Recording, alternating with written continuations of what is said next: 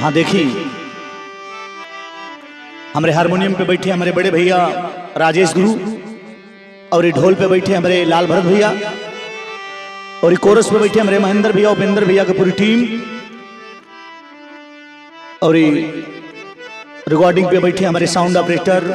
Sound engineer Dhananjay भैया। ये वो समय के बाद बाटे जौना समय मर्यादा पुरुषोत्तम राम, शेषावतार लक्ष्मण जी और आदि शक्ति जगत जननी मैया सीता वन को गमन हुए हैं। भरत जी मां कौशल्या से पूछ रहे हैं कैसे? अरे कौशल्या से पूछे भारत,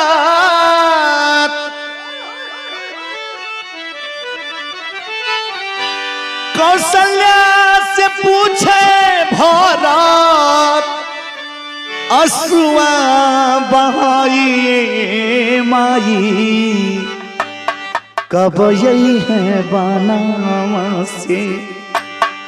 कब यही है बनावा से, भैया घुराई माई, कब आई है बनावा से, भैया घुराई माई, कब आई है बनावा से।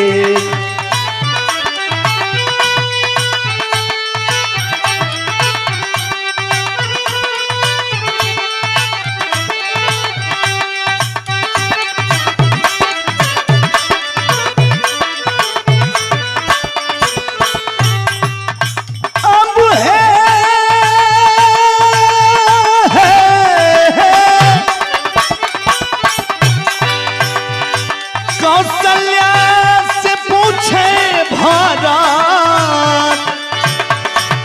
आंसुआ बहाइए माई, कब आई है बनावा से, भैया घुराइए माई, कब आई है बनावा से, भैया घुराइए माई, कब आई है बनावा से।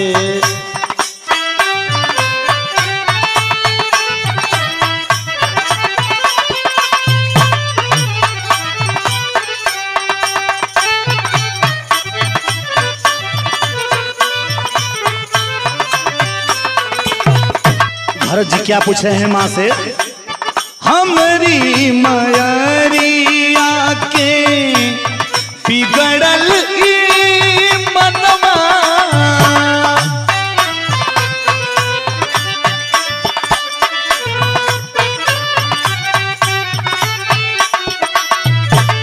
हमारी मयरिया, हमारी मयरिया, हमारी मयरिया के बिगड़ल मनवा, भैया जी के हवा के बनौली दू समानवा, बनौली दू समानवा, दिहाली डहरिया में,